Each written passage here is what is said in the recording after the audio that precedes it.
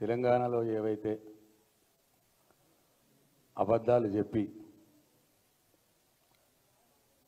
ఆయన కాలం గడుపుతున్నాడో మళ్ళీ అవే అబద్ధాలు ఢిల్లీలో కూడా చెప్పి ఇక్కడ తెలంగాణ ప్రజల్ని మోసం చేసినట్టుగానే ఇక ఢిల్లీ ప్రజల్ని కూడా మోసం చేసేందుకు ప్రయత్నం చేసినాడు. ఎందుకంటే ఆయన నోరు తెరిస్తే అబద్ధాలు, అడిగేస్తే మోసాలు. ఈ 13 నెలల కాలంలో తెలంగాణలో ఆయన అబద్ధాలని, ఆయన మోసాలని తెలంగాణ ప్రజలు ఎట్లనైతే గమనించినారో, గమనించి ఎట్లనైతే అసహ్యించుకుంటున్నారో, ఇవాళ అవే అబద్ధాలు, అవే మోసాలు మళ్ళీ ఢిల్లీలో చేయడానికి ప్రయత్నం చేసినాడు. ఒకటి, మొట్టమొదలుగా సోనియా గాంధీ గారు తెలంగాణ ఇస్తానని హామీ ఇచ్చి తన హామీని నిలబెట్టుకున్న గొప్ప నాయకురాలన్నమాట మాట్లాడినాడు. ఇదే రేవంత్ రెడ్డి గారు ఆయన నోటి నుండే సోనియా గాంధీ గారిని బలిదేవత అని కూడా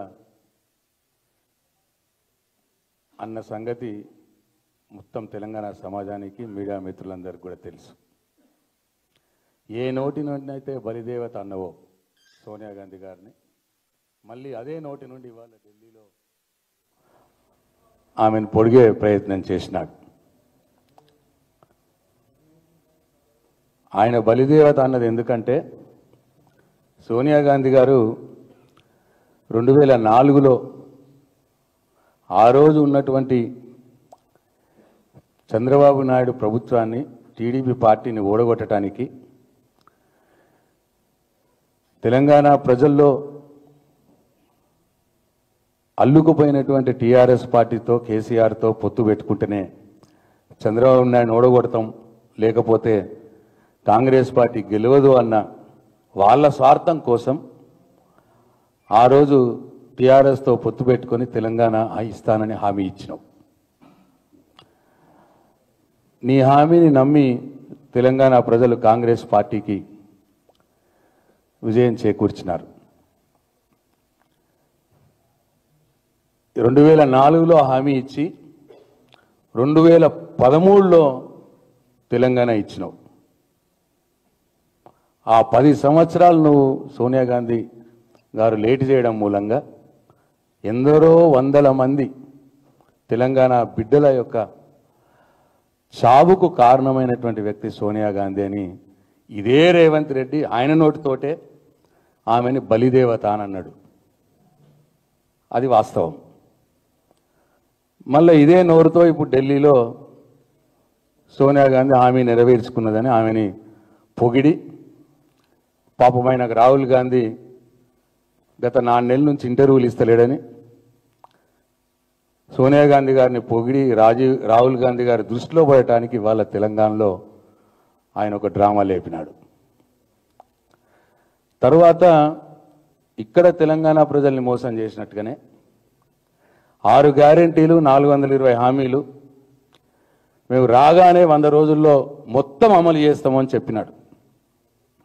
100 రోజులు పోయింది, 300 రోజులు అయిపోయినాయి, ఇవాళ 400 రోజుకు దగ్గరకు వస్తూ ఉన్నది. ఒక్క హామీ కూడా సంపూర్ణంగా అమలు చేయలేదు తెలంగాణలో. కానీ ఢిల్లీలో కాంగ్రెస్ పార్టీ అధికారంలోకి వస్తే తెలంగాణలో మేము ఇచ్చిన హామీలు ఎట్లనైతే అమలు చేస్తున్నామో అట్లా ఢిల్లీలో కూడా అమలు చేస్తాం, కాంగ్రెస్ పార్టీకి ఓటేయండి అని చెప్పి ఇవాళ ఢిల్లీలో చెప్తా ఉన్నాడు. ఇదే మాట పాపం మహారాష్ట్రలో చెప్పిండు. అక్కడ బోర్ల బొక్కల పడిపోయి ఈయన ఎక్కడెక్కడైతే చెప్పిండో అన్ని స్థానాలు కాంగ్రెస్ పార్టీ ఓడిపోయింది, మట్టి కొట్టుకుపోయింది. ఎందుకంటే ప్రజలకు తెలిసి వచ్చింది ఈయన తెలంగాణలో చెప్పిండు, ఏమీ చేయలేదు. మళ్ళీ వాళ్ళ మహారాష్ట్రలో చెప్తున్నారు ఈ కాంగ్రెస్ పార్టీలు వీళ్ళు ఏమీ చేయరని. ఏమీ ఎగ్గొట్టినోడు అంటే అన్ని ఎగ్గొట్టినోడు ఈ మాట చెప్తే అక్కడ మహారాష్ట్ర ప్రజలకు కోపం వచ్చి కాంగ్రెస్ పార్టీని మొత్తం ఓడగొట్టారు. ఇవాళ సేమ్ ఢిల్లీలో కూడా ఇక్కడ తెలంగాణలో హామీలు అమలు చేయకుండా ప్రజల్ని మోసం చేసి అన్ని ఎగ్గొట్టి ఇవాళ ఢిల్లీలో మళ్ళీ మేము కాంగ్రెస్ పార్టీ హామీలు అమలు చేస్తామని చెప్తే అక్కడ కూడా మహారాష్ట్రలో పట్టిన గతి ఢిల్లీ ప్రజలు కూడా కాంగ్రెస్ పార్టీకి నూకలు చూపిస్తారు, కాంగ్రెస్ పార్టీని చిత్తుగా ఓడిస్తారు. ఎందుకు చెప్తున్నా అంటే ఇక్కడ చెప్పినావు కోడలికి 2500, అత్తకు 4000 పెన్షన్ ఇస్తా అన్నావు. ఇక 13 నెలలు అయిపోయింది, అంటే 400 రోజులు అయిపోయింది. ఏవి సున్నా, గుండు సున్నా, ఇప్పటికీ మొదలు కాలే. అట్లనే తులం బంగారం ఇస్తా అన్నావు కళ్యాణ లక్ష్మిలో, మొదలు కాలే. అట్లనే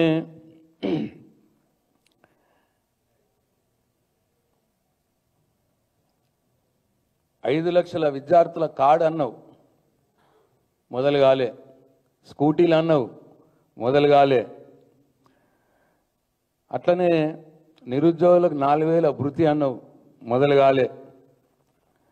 ఇంకో మాట చెప్పిండు, తెలంగాణలో 55,000 ఉద్యోగాలు ఇచ్చినాం, ఇక్కడ కూడా ఉద్యోగాలు ఇస్తామని ఢిల్లీలో చెప్పిండు. అంటే చెప్పిన అబద్ధాన్ని 100 సార్లు చెప్పాలి. ఎన్నోసార్లు మేము ఛాలెంజ్ చేసినావు, తెలంగాణలో 55,000 ఉద్యోగాలు ఇచ్చింది నిజమైతే నోటిఫికేషన్లు చూపెట్టు, ఎన్ని ఉద్యోగాలకు నోటిఫికేషన్లు ఇచ్చినావు నువ్వు, ఎన్ని ఉద్యోగాలకు నోటిఫికేషన్లు ఇచ్చి రాత పరీక్షలు పెట్టినావు చూపియో అని అడిగినాం. దానికి సమాధానం లేదు. కేసీఆర్ గారు ఉన్నప్పుడు ఇచ్చినటువంటి నోటిఫికేషన్లు, కేసీఆర్ గారు ఉన్నప్పుడు చేసినటువంటి రాత పరీక్షలు, కేసీఆర్ గారు చేసినవన్నీ నేను చేసిన అని చెప్పుకొని మంది కొట్టిన బిడ్డ నా బిడ్డ అని చెప్పి సిగ్గు లేకుండా చెప్పుకొని బతికి ఇక్కడ అబద్ధం ఆడి ఇవాళ మళ్ళీ ఢిల్లీలో అబద్ధం ఆడుతున్నావు. మొదటి సంవత్సరంలోనే 2 లక్షల ఉద్యోగాలకు నోటిఫికేషన్ ఇస్తా అని చెప్పినావు, ఇచ్చినవా? ఒక్కసారి తెలంగాణ ప్రజలు ఆలోచించాలి. అట్లనే ఇవన్నీ కూడా నువ్వు చేయలేదు, అక్కడ చేస్తా అన్నావు. పోనీ ఏవో చేసినా అని చెప్పుకుంటున్నావు. కొన్ని రుణమాఫీ అన్నావు, రాష్ట్రంలో ఉన్నటువంటి దేవుళ్ళందరి మీద ఒట్టు పెట్టి చెప్పినావు. తీరా చూస్తే 30% మందికి అయింది, 70% మందికి కాలే. బోనస్ అన్నావు, 30% మందికి ఇచ్చినావు, అది కూడా సన్నవడ్లకే, 70% మందికి కాలే. రైతు భరోసా వానాకాలం ఎగ్గొట్టినావు, ఇప్పుడు ఈ కాలం ఏందో కథ. రైతులను మోసం చేసినావు, మహిళలను మోసం చేసినావు, విద్యార్థులను మోసం చేసినావు, నిరుద్యోగులను మోసం చేసినావు. ఇట్లా అందరినీ మోసం చేసి వాళ్ళ ఢిల్లీలో మళ్ళీ అబద్ధాలు ఆడే ప్రయత్నం చేస్తున్నావు. కాబట్టి ఇవాళ రేవంత్ రెడ్డి నమ్మటోడు ఎవరు లేడు. తెలంగాణలో రేవంత్ రెడ్డి టీవీలో కనిపిస్తే టీవీలు బంద్ చేసుకుంటున్నారు ప్రజలు అసహ్యంతో. ఢిల్లీ ప్రజలకు కూడా నేను విజ్ఞప్తి చేస్తా ఉన్నా, ఈ రేవంత్ రెడ్డి మాటలు నమ్మద్దు. ఈయన అన్ని దొంగ హామీలు ఇచ్చిండు, ఏ ఒక్క హామీ సరిగా నెరవేర్చలేడు, మోసం చేస్తున్నాడు తెలంగాణ ప్రజల సంగతి గుర్తించాలని చెప్పి నేను కోరుతా ఉన్నా. ఇక అట్లనే ఇవాళ కేటీఆర్ గారి వాళ్ళ ఈడీ విచారణ మీద డెఫినెట్గా కేటీఆర్ గారు ఒక లా ఒబైడింగ్ సిటిజన్గా, చట్టాన్ని గౌరవించే వ్యక్తిగా, ఒక బాధ్యత గల తెలంగాణలో అత్యంత ప్రజాదరణ ఉన్నటువంటి ఒక బాధ్యత గల పార్టీకి వర్కింగ్ ప్రెసిడెంట్గా ఆయన ఇవాళ ఈడీ విచారణకు వెళ్ళినారు. మొన్న ఏసీబీ వాళ్ళు పిలిస్తే ఏసీబీ విచారణకు వెళ్ళినాడు. ఆయన మొదలు నుంచి చెప్తూనే ఉన్నాడు, ఇది ఒక అక్రమ కేసు, దీంట్లో నయా పైసా అవినీతి జరగలేదు. అయినా సరే ఈ రాష్ట్ర ప్రభుత్వం రేవంత్ రెడ్డి నన్ను ఇబ్బంది పెట్టాలని అక్రమ కేసు బనాయించి విచారణల పేరు మీద నన్ను తిప్పినా సరే నేను భయపడేది లేదు, విచారణ సంస్థలకు నా సంపూర్ణ సహకారం అందిస్తా అని చెప్పి మొన్న ఏసీబీ కేసు విచారణకు పోయినాడు, ఇవాళ ఈడీ వాళ్ళు పిలిస్తే పోయినారు. కానీ ఆ సందర్భంలో ఈడీ ఆఫీస్ దగ్గర పోలీసు వాళ్ళు కొద్దిగా అత్యుత్సాహం ప్రదర్శించి మేము ఊరికే మా వర్కింగ్ ప్రెసిడెంట్ వెళ్తున్నాడు కదా ఆఫీస్కి అని చెప్పి ఆయనతో పాటు కొంతమంది కార్యకర్తలు వెళ్తే పోలీసు వారు కొద్దిగా అత్యుత్సాహం ప్రదర్శించినారు, కొంతమందిని అరెస్ట్ చేసినారు. ఇది మంచి పద్ధతి కాదు. నేను పోలీసు వాళ్ళకి సూచిస్తూ ఉన్నా, ఎవ్రీడే ఈజ్ నాట్ సండే. మీరు ఇవాళ రేవంత్ రెడ్డి ఎట్లా చెప్తే ఎట్లా ఆడితే, రేవంత్ రెడ్డి ఎట్లా చెప్తే అట్లా చేస్తే రాబోయే రోజుల్లో తీవ్ర పరిణామాలు ఎదుర్కోవాల్సి వస్తుంది. చట్టానికి లోబడి పనిచేయండి, రేవంత్ రెడ్డికి లోబడి పనిచేయొద్దు అని చెప్పి నేను మరొకసారి పోలీసులకు సూచిస్తూ ఉన్నా. అయితే ఈ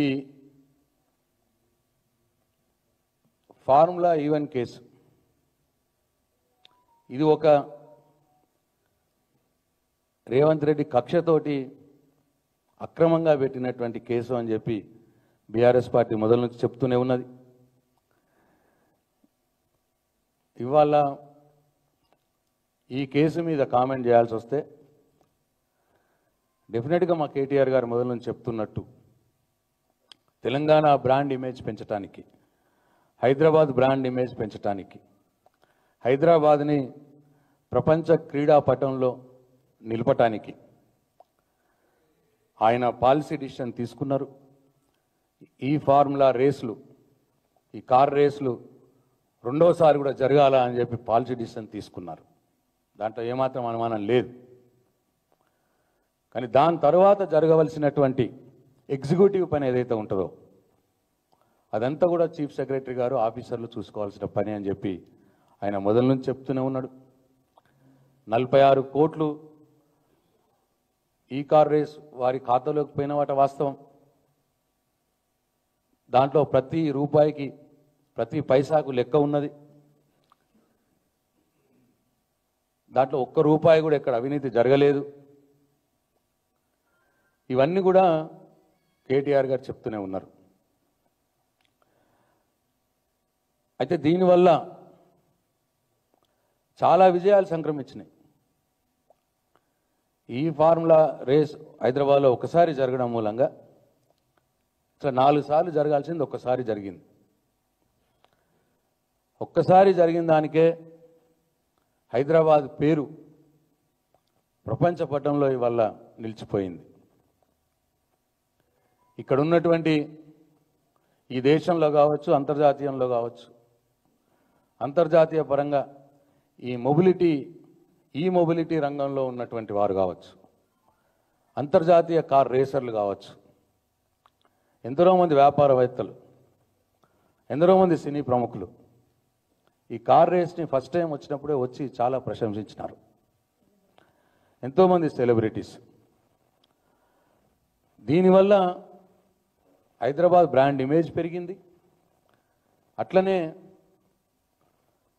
ఇవాళ ఈ ఎలక్ట్రిక్ వాహనాల తయారీ రంగంలో ఆ తయారీ ఆ యొక్క ఇండస్ట్రీస్ యొక్క దృష్టిని ఇవాళ హైదరాబాద్ నగరం ఆకర్షించింది.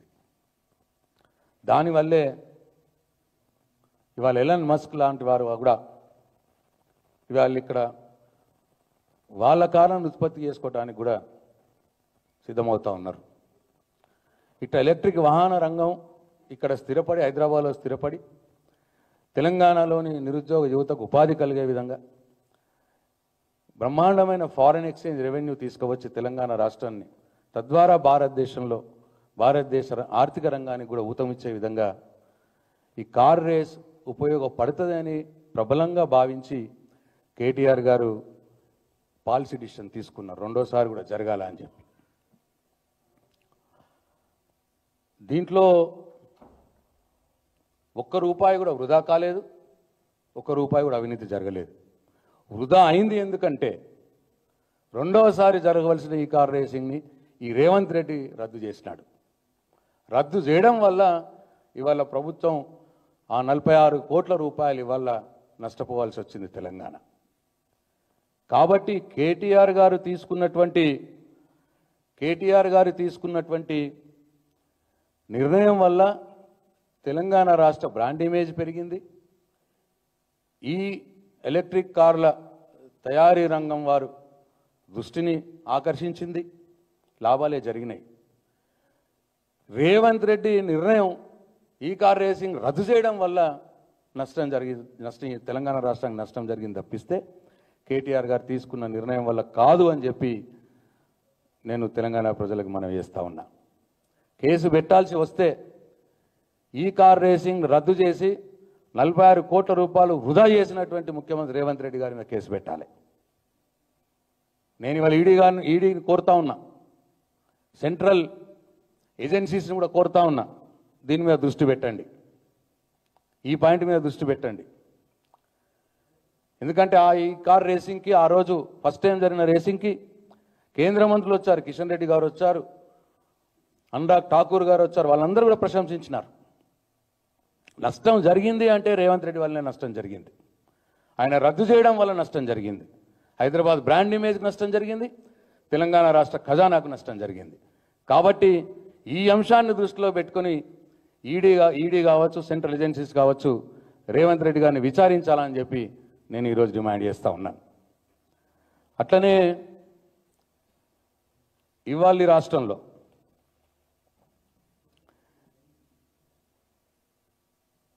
ఇవాళ కేటీఆర్ గారిని ఏసీబీ వారు పిలవగానే, అట్లనే ఈడీ పిలవగానే ఇవాళ కాంగ్రెస్ పార్టీ, బీజేపీ పార్టీ నాయకుల యొక్క ముసుగులు తొలగిపోయి అసలు రంగు బయటపడతా ఉన్నది.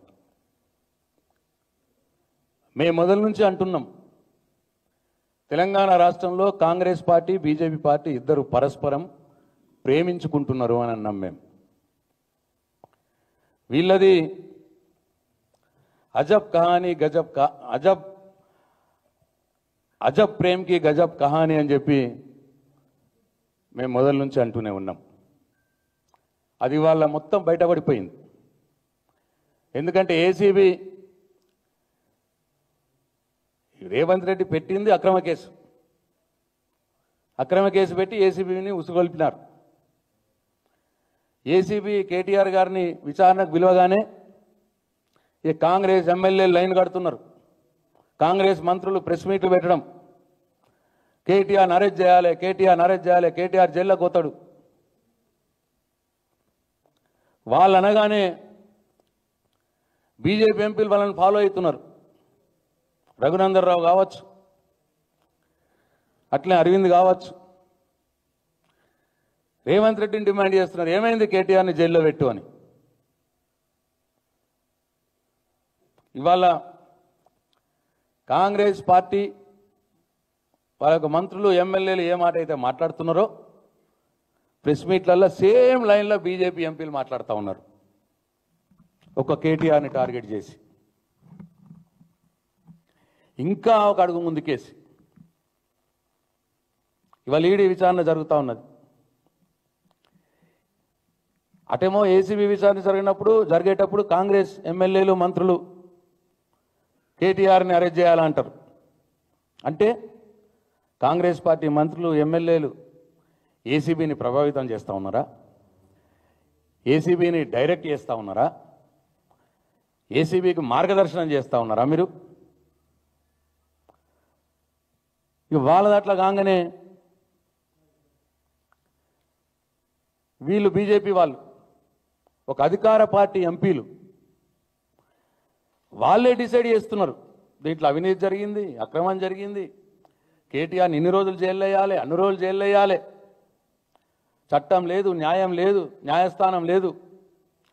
బీజేపీ ఎంపీలు, కాంగ్రెస్ ఎమ్మెల్యేలు, మంత్రులు కూడబలుకొని ఇవాళ కేటీఆర్ని జైల్లో పెట్టాలని సింగిల్ పాయింట్ ప్రోగ్రామ్ డిమాండ్.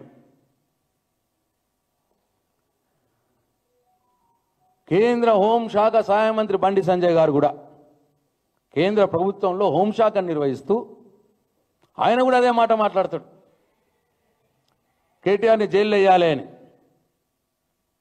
అంటే ఏమన్నట్టు, ఇప్పుడు ఒక దిక్కు ఈడీ విచారణ జరుగుతూ ఉన్నది, అంటే బీజేపీ ఎంపీలు, కేంద్ర హోంశాఖ సహాయ మంత్రి బండి సంజయ్ ఈడీని ప్రభావితం చేస్తున్నారా మీరు? ఈడీని మీరు డైరెక్ట్ చేస్తూ ఉన్నారా, డిక్టేట్ చేస్తూ ఉన్నారా మీ ప్రకటనల వల్ల? ఈడీకి మీరు లీడ్ ఇస్తున్నారా, మార్గదర్శనం చేస్తున్నారా? కేటీఆర్ని అరెస్ట్ చేయండి అని మేము చెప్పినాం. ఈడీ ఒక దర్యాప్తు సంస్థ, ఏసీబీ ఒక దర్యాప్తు సంస్థ. సరే, మాకు ఈ రాష్ట్ర పోలీసుల మీద నమ్మకం లేదు, అయినా సరే ఏసీబీ ఒక దర్యాప్తు సంస్థ అని చెప్పి గౌరవంతో కేటీఆర్ గారు విచారణకు పోయినారు. ఇవాళ ఈడీ కూడా ఒక దర్యాప్తు సంస్థ అని విచారణకు పోయినారు. ఒక పక్కని జరుగుతుంటే ఇద్దరు కూడబలుకొని కాంగ్రెస్ పార్టీ మంత్రులు, ఎమ్మెల్యేలు, బీజేపీ ఎంపీలు, కేంద్ర సహాయ మంత్రి, హోం సహాయ మంత్రి, అది కూడా అందరిద్దరు కూడబలుకొని కేటీఆర్ని అరెస్ట్ చేయాలి అన్నదానికి అర్థం ఏంటి? మీరిద్దరు ప్రేమించుకుంటున్నారన్నట్టే కదా. రేవంత్ రెడ్డి దినమంతా కాంగ్రెస్ పార్టీతో సంసారం చేస్తాడు, రాత్రి కాగానే బీజేపీ పార్టీతో సంసారం చేస్తాడు. ఆయన పొద్దున కాంగ్రెస్ పార్టీ, రాత్రి బీజేపీ పార్టీ. దాని ఫలితమే ఇగో ఇవాళ రెండు పార్టీలు కూడా పలుకొని ఇవాళ కేటీఆర్ మీద కక్ష కట్టి ఎట్లన్నా వేసి కేటీఆర్ని జైల్లో పెట్టాలి అని, అరెస్ట్ చేయాలని డిమాండ్ చేస్తూ ఉన్నారు. ఇంకా వాళ్ళిద్దరు కలిసిపోయినరు అనటానికి ఇంకో పిసిసి ప్రెసిడెంట్ మహేష్ కుమార్ గౌడ్ గారు ఉన్నారు. మొన్న బీజేపీ పార్టీ ఆఫీస్ మీద కాంగ్రెస్ పార్టీ కార్యకర్తలు దాడి చేసినారు ఒక 10 రోజుల క్రితం. దాడి చేయంగానే ఇమీడియట్ మరుక్షణమే మహేష్ కుమార్ గౌడ్ గారు దాన్ని ఖండించాడు. అయ్యయ్యో, ఇది దాడి కరెక్ట్ కాదు, ఇది సరైన చర్య కాదు, మా కాంగ్రెస్ పార్టీ కార్యకర్తలు దాడి చేయడం కరెక్ట్ కాదు, వాళ్ళ మీద చర్యలు తీసుకుంటాం మా కాంగ్రెస్ పార్టీ కార్యకర్తల మీద అని చెప్పి స్పందించినాడు. అయితే మరి మొన్న సిద్దిపేట టీఆర్ఎస్ పార్టీ ఆఫీస్ మీద దాడి జరిగింది. 3 రోజుల నాడు భువనగిరి పార్టీ ఆఫీస్ మీద దాడి జరిగింది, టీఆర్ఎస్ పార్టీ ఆఫీస్ మీద. కాంగ్రెస్ గుండాలు ఈ 2 పార్టీ ఆఫీసుల మీద దాడి చేసినారు. కేసీఆర్ గారి ఫోటోను నేలకేసి కొట్టినారు పార్టీ ఆఫీసులోకి చొచ్చుకపోయి. ఇప్పటిదాకా వాళ్ళ కాంగ్రెస్ పార్టీ గుండాలు చేసిన దాన్ని టీఆర్ఎస్ పార్టీ ఆఫీస్ మీద దాడులు చేస్తే ఇప్పటిదాకా మహేష్ కుమార్ గౌడ్ స్పందించలేదు. బీజేపీ ఆఫీస్ మీద దాడి జరగగానే మరు నిమిషమే స్పందించినాడు మహేష్ కుమార్ గౌడ్. మరి టీఆర్ఎస్ బీఆర్ఎస్ ఆఫీసుల మీద దాడులు జరిగితే నువ్వెందుకు స్పందిస్తలేవు మహేష్ కుమార్ గౌడ్? అంటే దీని అర్థం కాంగ్రెస్ బీజేపీ ఇద్దరు ప్రేమించుకుంటున్నారు అన్న మాటకు ఇది నిదర్శనం అని చెప్పి తెలంగాణ ప్రజలు గమనించాలని చెప్పి నేను కోరుతా ఉన్నా. కాబట్టి ఇట్లా మీరిద్దరూ కలిపి ఎన్ని కుట్రలు చేసినా, ఎన్ని కక్ష సాధింపు చర్యలు చేసినా, ఎన్ని అక్రమ కేసులు పెట్టినా, ఎంతమంది మీద బీఆర్ఎస్ పార్టీ వాళ్ళ మీద కేసులు పెట్టి ఎంతమందిని జైల్లోకి పంపించినా, ముఖ్యంగా కేటీఆర్ గారిని మీరు ఎంత వేధించినా, మీ పిట్ట బెదిరింపులకు, ఉడత ఊపులకు భయపడేవాడు ఇవాడెక్కడ లేడు. ముఖ్యంగా కేటీఆర్ ఆ రోజు తెలంగాణ ఉద్యమంలో తెలంగాణ రాష్ట్ర సాధన కోసం పోరాడిన వ్యక్తి, అగ్రభాగాన నిలబడి పోరాడిన వ్యక్తి. కేటీఆర్ ఒక ఉద్యమకారుడు. కేసీఆర్ యొక్క రక్తం, కేసీఆర్ సైనికుడు. కాబట్టి మీ అక్రమ కేసులకు, మీ పిట్ట బెదిరింపులకు, ఉడత ఊపులకు భయపడే రకం కాదు. ఆనాడు తెలంగాణ రాష్ట్ర సాధన కోసం పోరాడినాడు. ఈరోజు మీరెన్ని నిర్బంధాలు చేసినా, ఎంత ఇబ్బంది పెట్టినా తెలంగాణ ప్రజల పక్షాన ఇవాళ పోరాడతాడు. వారి వెంట పార్టీ మొత్తం ఉంటుంది. ఇవాళ రేవంత్ రెడ్డి తెలంగాణ ప్రజలకు ఇచ్చినటువంటి 420 హామీలు, 6 గ్యారంటీలు అమలయ్యేదానిక, తెలంగాణ ప్రజలకు అవి చేరేదానిక, రేవంత్ రెడ్డి అవి ఇచ్చేదానిక తప్పకుండా ఈ ప్రభుత్వాన్ని, ఈ ముఖ్యమంత్రిని కేటీఆర్ గారు, బీఆర్ఎస్ పార్టీ వెంటాడుతూనే ఉంటుంది, ప్రశ్నిస్తూనే ఉంటుంది, పోరాడుతూనే ఉంటుంది అని చెప్పి నేను మనవి చేసుకుంటూ, నేను వారందరికి కూడా నేను హెచ్చరిస్తూ, నేను పోలీసులకు, అధికారులకు కూడా సూచిస్తూ ఉన్నా, అత్యుత్సాహం మీరు ప్రదర్శించకండి, చట్టానికి లోబడి పనిచేయండి, రాజ్యాంగానికి లోబడి పనిచేయండి. రేవంత్ రెడ్డి రాజ్యాంగానికి లోబడి పనిచేయకండి. ఒకవేళ అట్లా ఎవరన్నా అధికారులు అట్లా పనిచేస్తే తప్పకుండా వారికి సరైన గుణపాఠం రాబోయే రోజుల్లో భవిష్యత్తులో ఉంటుంది అని చెప్పి నేను మరొకసారి వారిని హెచ్చరిస్తూ, టీఆర్ఎస్ పార్టీ యావత్తు తెలంగాణ సమాజం కోసం, తెలంగాణ ప్రజల కోసం కేసీఆర్ గారు, కేటీఆర్ గారి నాయకత్వంలో ముందుకు పోతుంది అని చెప్పి నేను తెలియజేస్తూ సెలవు తీసుకుంటున్నాను.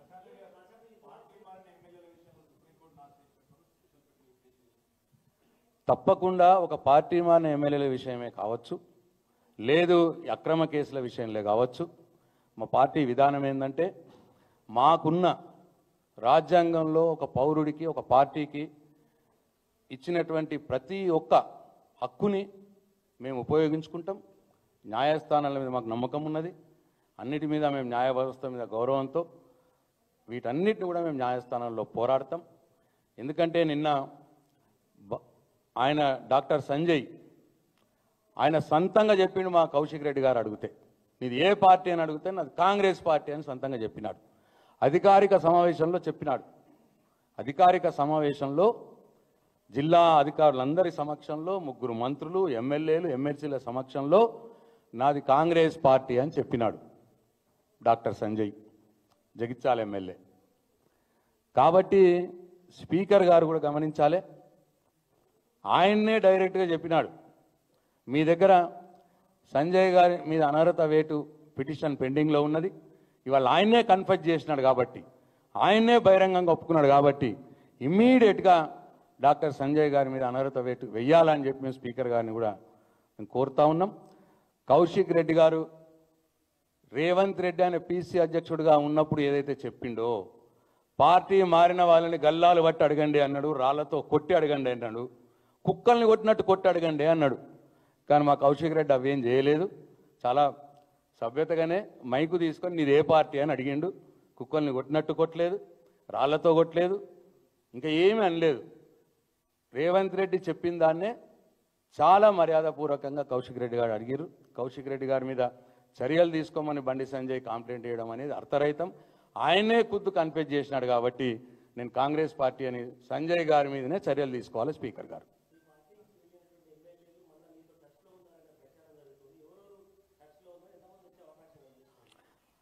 అది ఇప్పుడే మీ అందరికీ చెప్పే విషయం కాదు. డెఫినెట్గా అది చెప్పవలసిన రోజు మిమ్మల్ని సమావేశం పెట్టి మీకు అందరికి చెప్తాం. ఇప్పుడే చెప్పాను కదా బ్రదర్, మీకు ఈ రాష్ట్రంలో కాంగ్రెస్ పార్టీ, బీజేపీ పార్టీ ఒకరికొకరు లవ్ చేసుకుంటున్నారు. చెప్పిన ఇన్సిడెంట్స్ కూడా చెప్పినా మీకు నేను. కాబట్టి ఎవరిది ఇప్పుడు ఆ రేవంత్ రెడ్డి గారు పాపం తన పాత మూలాలు మర్చిపోతలేడు. ఆయన ఊక గుర్తుకొస్తున్నది ఆయనకు, ఆయన పాత మూలాలు అవి గుర్తుకొచ్చి ఆయన ఎక్కడికి పోయినా అదే మాట్లాడుతున్నాడు. అది ఢిల్లీలో మాట్లాడితే ఇంకా బెటర్ కదా, అక్కడ బీజేపీ నాయకత్వం దృష్టికి పడుతుందని చెప్పి అది ఊక తీసుకొచ్చుకుంటున్నాడు ఆయన. కలిసింది కాంగ్రెస్ బీజేపీ రాష్ట్రంలో. ఎందుకంటే ఇంతకుముందు నేను అన్ని ఉదాహరణలు మీకు చెప్పిన, ఇద్దరు కలిపి డిమాండ్ చేస్తున్నారు కేటీఆర్ని అరెస్ట్ చేయాలని. కాంగ్రెస్ పార్టీ గూండాలు బీజేపీ పార్టీ ఆఫీస్ మీద దాడి చేస్తే కాంగ్రెస్ పార్టీ కార్యకర్తల మీద యాక్షన్ తీసుకుంటా అని స్పందిస్తాడు పీసీసీ చీఫ్. అదే టీఆర్ఎస్ పార్టీ ఆఫీస్ మీద కాంగ్రెస్ పార్టీ దాడి చేస్తే ఇప్పుడు మట్టుకు స్పందించడు. దీనికి సంకేతం ఏంటంటే, దీని అర్థం ఏంటంటే ఈ రాష్ట్రంలో కాంగ్రెస్ పార్టీ, బీజేపీ పార్టీ ఒకటే. ఈ రేవంత్ రెడ్డి, ముఖ్యమంత్రి రేవంత్ రెడ్డి గారు పొద్దున కాంగ్రెస్ పార్టీతో సంసారం చేస్తున్నాడు తెలంగాణలో, రాత్రి బీజేపీ పార్టీతో సంసారం చేస్తున్నాడు. Thank you.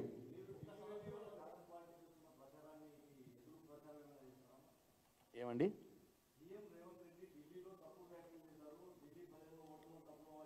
ఇప్పుడు చెప్పాను కదండి, మా పార్టీ నిర్ణయం తీసుకుంటుంది. డెఫినెట్గా రాజకీయంగా ఏ కార్యక్రమం తీసుకోవాలో ఆ కార్యక్రమం తీసుకుంటారు. Thank you. రేవంత్ రెడ్డి గారు అదే చెప్పాను. మేము 1,36,000 ఉద్యోగాలు ఇచ్చినాం. మేము ప్రభుత్వంలో ఉన్నప్పుడు లిస్టు కూడా చెప్పినాం. మేమున్నప్పుడు ఇచ్చిన నోటిఫికేషన్లే ఆయన ఇప్పుడు మేము నోటిఫికేషన్లు ఇచ్చి రాత పరీక్షలు చేసి ఓన్లీ రిజల్ట్ ఇచ్చి అనౌన్స్ చేసే టైంకి ప్రభుత్వం మారింది.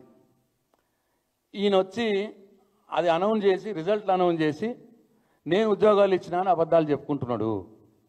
అది మేము క్లియర్గా మొత్తం కూడా లెక్కలతో ప్రకారం చాలాసార్లు చెప్పినాం. ఇంకా దీనికంటే ఎక్కువ ఏంటంటే రేవంత్ రెడ్డి గారు చెప్పింది మొదటి సంవత్సరంలోగానే 2 లక్షల ఉద్యోగాలకు నోటిఫికేషన్ ఇస్తామన్నారు. ఎన్ని నోటిఫికేషన్లు ఇచ్చినావు రేవంత్ రెడ్డి సమాధానం చెప్పాలి. ఆయన ఏది మాట్లాడినా నోరు తెరిస్తే అబద్ధం. ఆయన అబద్ధాల పరంపర తెలంగాణలో సంవత్సరం నుంచి వింటున్నాం, 13 నెలల నుంచి. మధ్యలో పాపం మహారాష్ట్రలో విని కర్రు కాల్చి వాత పెట్టిరు కాంగ్రెస్ పార్టీకి. ఇప్పుడు ఢిల్లీలో కూడా కాంగ్రెస్ పార్టీకి కర్రు కాల్చి వాత పెడతారు. Thank you.